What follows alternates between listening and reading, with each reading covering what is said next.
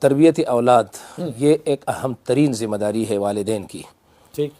کیونکہ والدین اولاد یہ بہت بڑی نعمت ہے اللہ کی نعمتوں میں۔ اسلام اور ایمان کے بعد اگر کوئی یہ کہے کہ بڑی نعمت ہے تو اولاد ہے، اللہ اور اس نعمت کو محسوس کرنے کے لیے ان لوگوں سے آپ جان سکتے ہیں جو اس نعمت سے محروم ہے کہ وہ در در کے ٹھوکریں کھاتے ہیں اور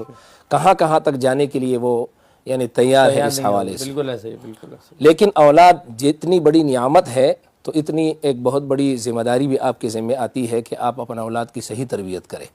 حضرات انبیاء علیہم الصلوات و تسلیمات کی پوری زندگی ہم دیکھ کے قرآن کی روشنی میں تو یعقوب علیہ الصلوۃ والسلام کو لے لیجئے کہ موت کے وقت وہ اپنی ساری اولاد کو جمع کر کے وہ یہ نہیں پوچھ رہے ہیں کہ بھئی آپ کمائیں گے کیسے، آپ کھائیں گے کہاں سے، بلکہ وہ یہ پوچھ رہے ہیں کہ آپ کس کی عبادت کریں گے،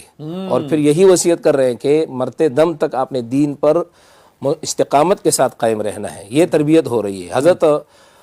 لقمان علیہ السلام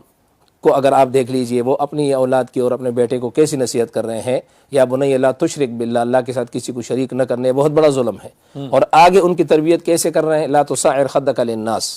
کہ آپ جب لوگوں سے گفتگو کریں اور آپ سے کوئی مخاطب ہو تو آپ یعنی